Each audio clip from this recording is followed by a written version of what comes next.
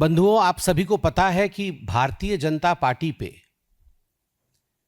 किस प्रकार से विपक्षी दल जो है समय समय पर भ्रांति फैलाने की कोशिश करती है, झूठे आरोप लगाती है।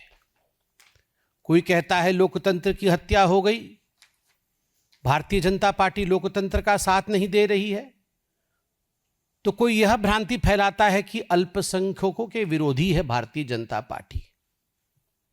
मगर वास्तविक कहानी क्या है, आज इस महत्वपूर्ण प्रेस कॉन्फ्रेंस के माध्यम से देश के समक्ष भारतीय जनता पार्टी रखना चाहेगी। बंगाल कोई साधारण राज्य नहीं है। बंगाल वह राज्य है, बंगाल वह भूमि है जहां स्वामी विवेकानंद जी ने कहा था सभी कुछ भूल जाओ।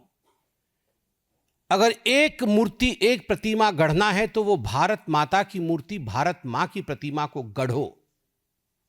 वंदे मातरम कहते हुए आगे बढ़ो और तब तक बढ़ते रहो जब तक भारत माता विश्व गुरु न बन जाए। बंगाल वह भूमि है जहां से वंदे मातरम की गूंज उठी थी। बंगाल अध्यात्म, तप, तपस्या और यज्ञ की भूमि है। मगर आज बहुत दुख के साथ मुझे कहना पड़ रहा है, उसी तप की भूमि पे ममता बनर्जी जी ने जिस प्रकार के शासन को स्थान दिया है, आज का माहौल बंगाल में बंग भंग जैसी स्थिति ही बनाई हुई है। 1905 में आपको याद है, बंग भंग, बंगाल को तोड़ने की जो चेष्टा, कुचेष्टा अंग्रेजों ने की थी, वह कुचेष्टा भी तुष्टीकरण का नतीजा था। अंग्रेज तुष्टीकरण करना चाहते थे और बंगाल को तोड़ना चाहते थे दो भागों में। और आज यह अतिशयोक्ति नहीं होगी और यह पॉलिटिकली रॉन्ग स्टेटमेंट भी नहीं होगा अगर मैं जोरदार तरीके से कहूं कि तुष्टीकरण के नींव पर ममता बनर्जी की चेष्टा है कि बंगाल को अलग थलग कर दिया जाए। आज कभी कभी तो ऐसा लगता है कि is Bengal a different part of India? Is Bengal away from India? क्या बंगाल भारत का हिस्सा है या नहीं?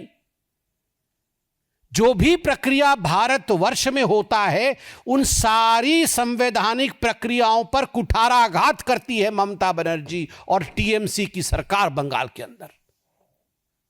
मैं आज कुछ ऐसे तथ्य रखने वाला हूं और वीडियो के माध्यम से भारतीय जनता पार्टी कुछ ऐसा दिखाने वाली है जो विभत्स है।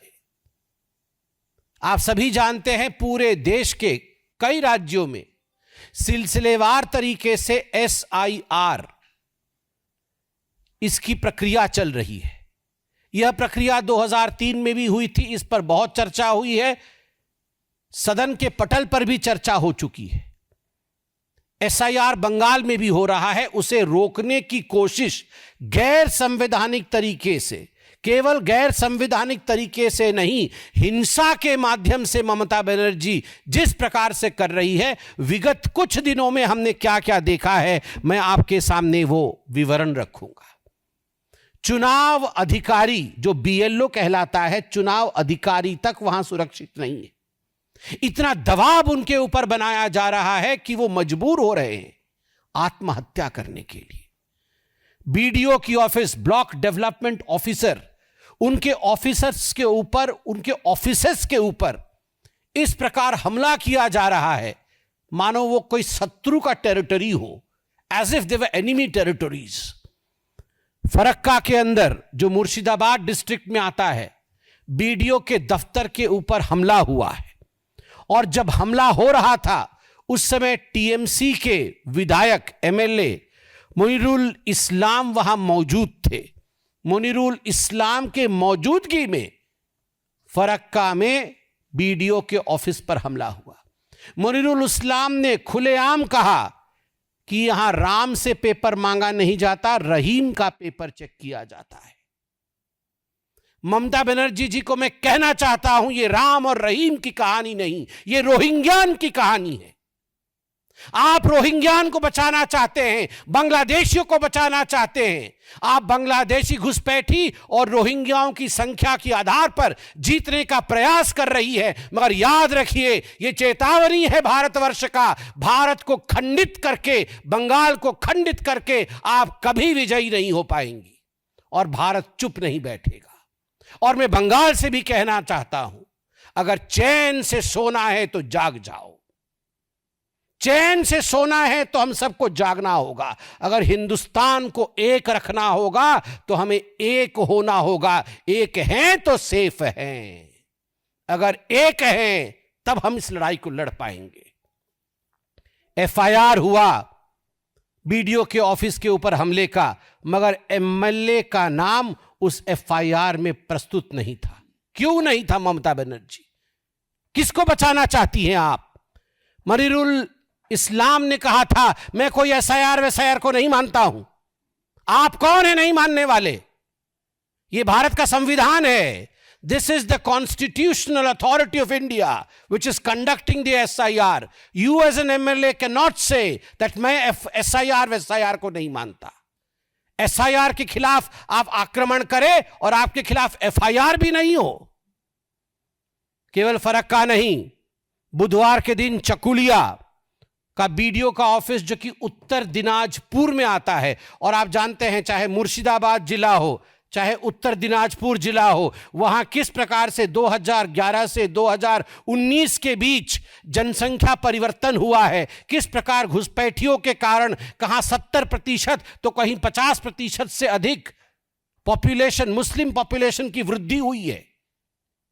यह कोई ऑर्गेनिक वृद्धि नहीं है, यह वृद्धि घुसपैठियों के लिए हुई है। रोहिंग्यान और बांग्लादेशियों की घुसपैठिए से यह आर्टिफिशियल वृद्धि हुई है। उसी उत्तर दिनाजपुर के चकुलिया के बीडीओ के ऑफिस पे सुबह 9:30 बजे 300 लोगों का आक्रमण होता है। 20 लाख की प्रॉपर्टी जला दी जाती है, उसे ध्वस्त कर दिया जाता है। अभी मुर्शिदाबाद में वायलेंस चल रहा है, NH-12 को रोक दिया गया है, सारी रेल सर्विस ठप पड़ी हुई है।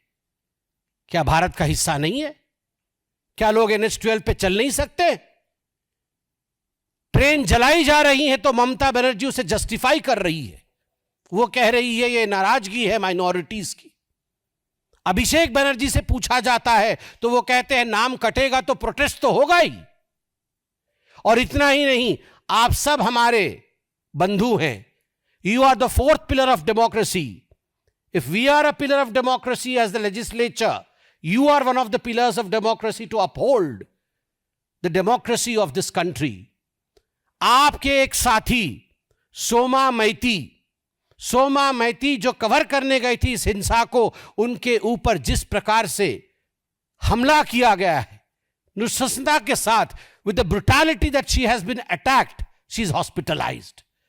24 घंटा उनका लोकल न्यूज है, उसकी पत्रकार है सोमा मैती। मैं भर्त्सना करता हूं भारतीय जनता पार्टी की तरफ से, किसी पत्रकार के ऊपर अगर इस प्रकार का हमला होता है तो कोई चुप नहीं बैठना चाहिए। मैं आज सभी न्यूज चैनल से कहता हूं, in solidarity we should stand with Soma. She may belong to any news channel, but if a reporter is attacked, today it is she, tomorrow it may be we.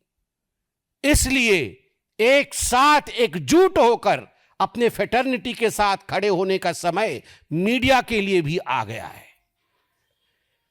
150 Jadavpur विधानसभा एक महत्वपूर्ण विधानसभा है, संख्या उसकी 150 है। 150 जादवपुर विधानसभा में बूथ संख्या 110 में जो बीएलओ थे, एक ईमानदार ऑफिसर थे, उनका नाम अशोक दास है, श्री अशोक दास। ईमानदार बीएलओ अधिकारी। क्या गुनाह किया था उन्होंने? गुनाह इतना किया था, संविधान के प्रावधानों के अनुसार जो काम उन्हें भारत सरकार ने सौंपा, जो काम उन्हें बतौर बीएलओ के सौंपा गया, निष्ठता से, कर्मठता से उस काम को वो पूर्ण कर रहे थे, संपूर्ण कर रहे थे। बदले में क्या मिला? बदले में धमकाया गया, मैं नाम ले रहा हूं, वार्ड नंबर 109 के टीएमसी कार्यकर्ता अनन्या बनर्जी और राजू विश्वास ने उन्हें धमकाया कि अगर एक भी घुसपैठिया का नाम कटा, एक भी किसी का नाम कटा, कागज नहीं हो तो नहीं हो, मगर नाम कटा तो तुम्हारा छोटा सा बच्चा और तुम्हारी पत्नी तक को छोड़ा नहीं जाएगा। जब बार बार धमकियां मिली तो इस व्यक्ति ने, यह है अशोक दास, इस व्यक्ति ने आत्महत्या कर ली। मैं अभी वीडियो देख रहा था, सुन रहा था, अभी एक फोन कॉल, उसकी पत्नी, अशोक दास जी की पत्नी रोकर किसी को कह रही है कि पंखे पे लटक कर मेरे पति की मृत्यु हो गई, उन्होंने सुसाइड कर लिया है, अब मैं क्या करूं? मैं एफआईआर कर रही हूं टीएमसी के विरोध, उन्होंने एफआईआर किया है टीएमसी के विरोध में। और जो करुणा थी उस बहन की आवाज में, आज उस करुणा का सौगंध है कि हमें बदला लेना है लोकतांत्रिक तरीके से। ये जो बंग भंग के लिए प्रयास कर रही है ममता बनर्जी, ये जो मारने, सोनार बांग्ला कहा जाता था, सोनार बांग्ला, आज के रक्ताक्त बांग्ला, भयर बांग्ला, खून हो रहा है बंगाल में, राजनीतिक खून, यह हत्या है। केवल इतना ही नहीं, फेक आईडी, आइडेंटिफिकेशन के लिए फेक आईडी रैकेट चल रहा है। 10,000 से 10 लाख तक आप भारतीय नागरिक बनने के लिए ममता बनर्जी ने दुकान खोला है। रोहिंग्यान भारतीय बन सकता है, बांग्लादेशी भारतीय बन सकता है, और टीएमसी के एजेंसियों ने दुकान खोला हुआ है। तभी तो ईडी ने जब रेड किया तो दौड़ के खुद ममता बनर्जी जाती है। कभी आपने सुना था कोई मुख्यमंत्री दौड़ के फाइल छीन रही है? कभी आपने देखा था यह इतिहास में? क्यों? करोड़ों रुपए का घपला हो रहा है केवल घुसपैठियों को हिंदुस्तानी बनाने के लिए, और यह हिंदुस्तान सहेगा नहीं। 72 सेंसिटिव पॉइंट्स हैं जहां से बांग्लादेशी घुस रहे हैं, सीमाओं पर चिट्ठियां लिखी जाती है, बीएसएफ जाके बार बार मीटिंग करती है, फिर भी इन 72 पॉइंट्स पर फेंसिंग के लिए ममता बनर्जी जमीन नहीं देती है। क्या मनसा है? मनसा है बंग भंग का, मनसा है बंगाल को बांग्लादेश बनाने का। और एक पैटर्न है ये कोई पहली बार नहीं हो रहा है। जब सीएए हुआ, सड़क पे उतर के ममता बनर्जी और टीएमसी उतर के आई थी। क्यों? एक हिंदू परिवार बच जाए तो आय हाय काका छीछी, काका छीछी। ये काका छीछी कर रही थी ममता बनर्जी, आपको याद है ना? माइक लेके यहां से काका छीछी, काका छीछी। एक हिंदू बच जाए तो काका छीछी, और एक घुसपैठिए का नाम अगर कट जाए तो अशोक दास को फांसी पे चढ़ा दो। वक्फ बोर्ड की प्रॉपर्टी के लिए ममता बनर्जी ने क्या नहीं किया? वक्फ बोर्ड की प्रॉपर्टी जो गलत तरीके से हिंदुओं के प्रॉपर्टी को लूटा गया था, उसको बचाने के लिए जब भारत के सदन में चर्चा हुई, जब बिल पारित हुआ, ममता बनर्जी सड़क पे उतरी है। ये जो हिंदुस्तान का अहित वो चाहती है और घुसपैठियों का हित वो चाहती है।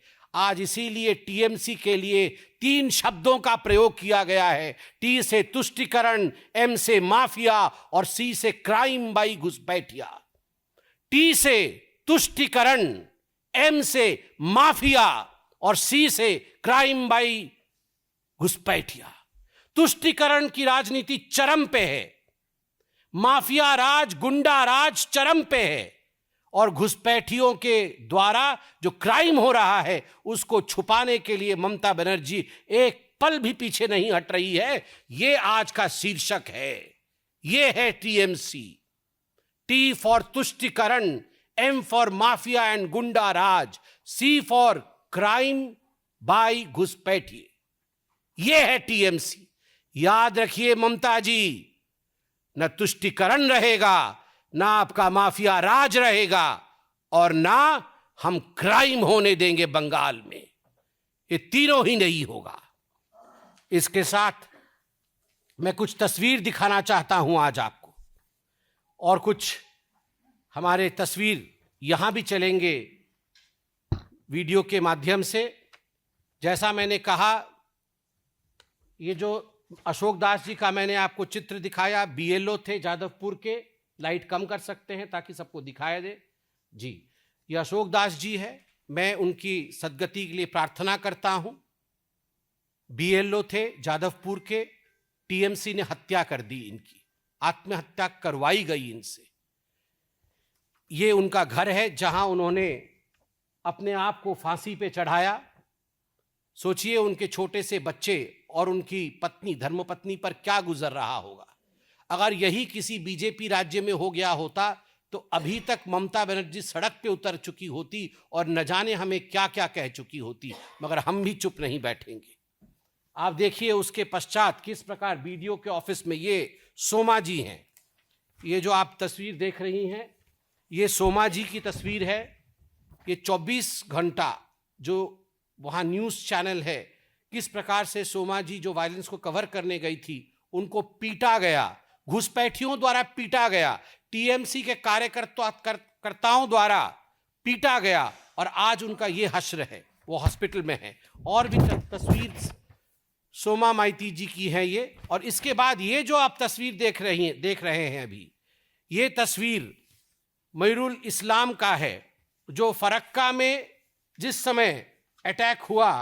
आप देख सकते हैं ये मयूरुल इस्लाम, ये फरक्का के एमएलए हैं, और फरक्का के टीएमसी एमएलए जिस समय फरक्का के बीडीओ के ऑफिस पर हमला हुआ, खुद उस समय वे मौजूद थे वहां पर, और उन्होंने कहा कि राम के नाम को काटा नहीं जाता, रहीम के नाम पर पेपर मांगा जाता है।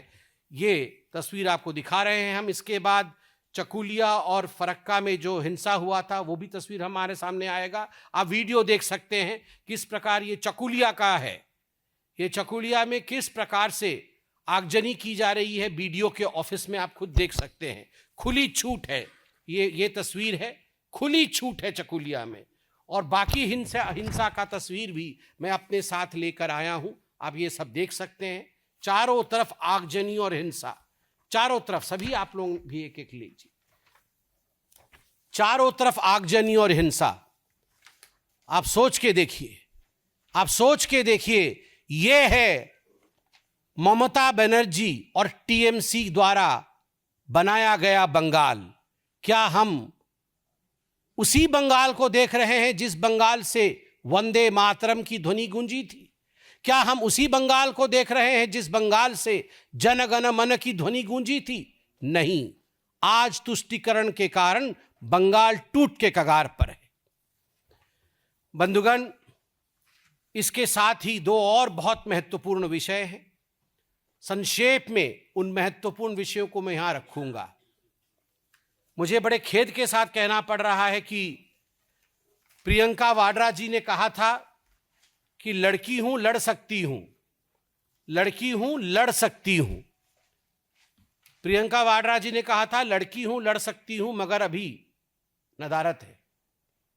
आप याद करिए, कुछ ही समय पहले फूल सिंह बरैया, जो भांडेर से एमएलए है, मध्य प्रदेश के भांडेर से कांग्रेस के एमएलए फूल सिंह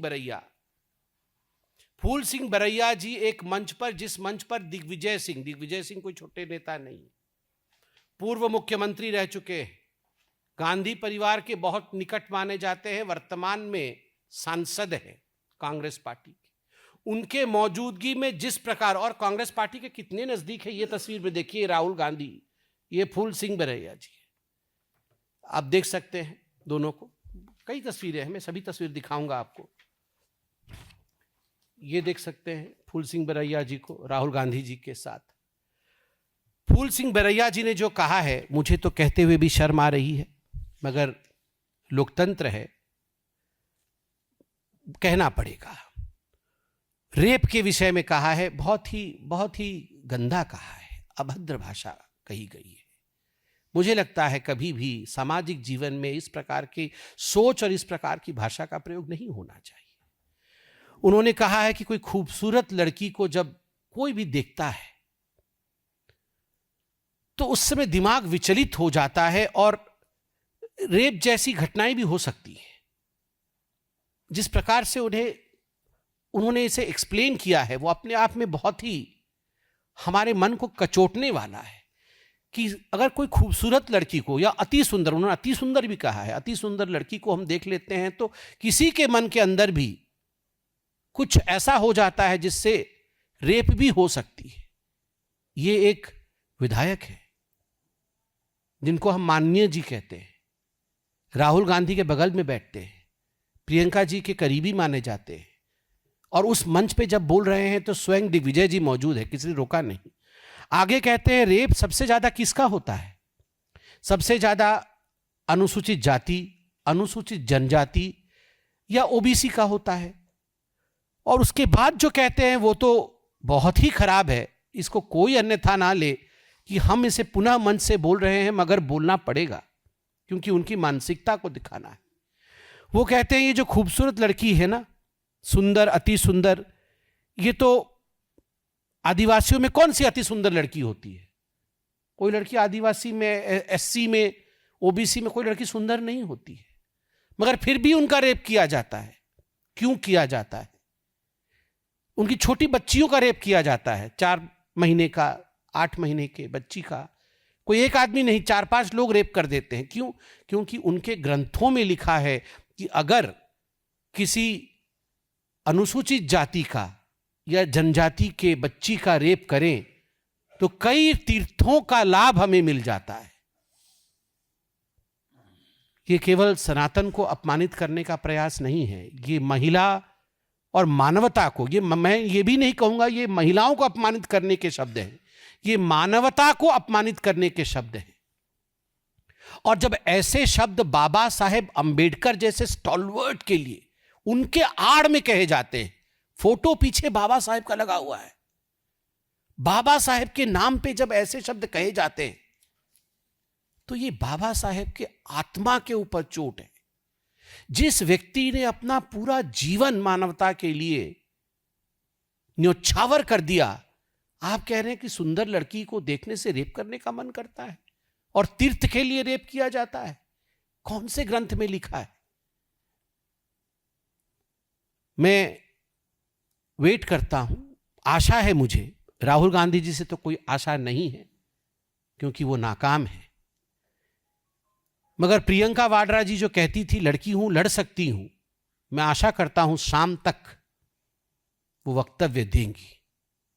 शाम तक वो अपनी माताश्री के पास जाके कहेंगी कि बरैया जी को पार्टी से बर्खास्त किया जाए। और अंततोगत्वा केजरीवाल तो केजरीवाल हैं ही, वो कभी सुधर नहीं सकते हैं। दिल्ली से गए, शीश महल से गए तो हवा महल में बैठे हैं पंजाब में। सत्ता की हवा उनको लगती रहनी चाहिए, लग भी रही है, काफिलों में घूम रहे हैं।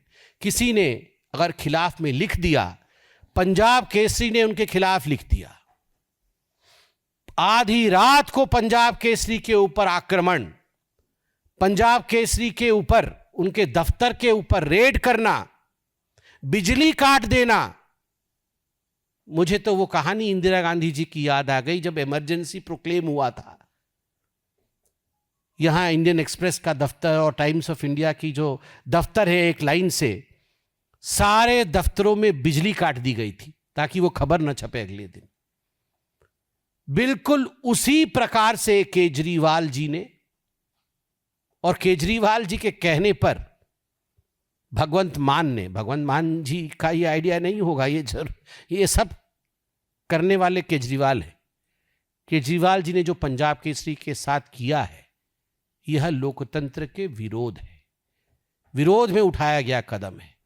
और मुझे लगता है आज सभी पत्रकारों को इस विषय पर एक होकर, आज उनकी बारी है, कल हमारी भी बारी हो सकती है, इसलिए इसके विरोध भी कड़ा प्रदर्शन करना चाहिए।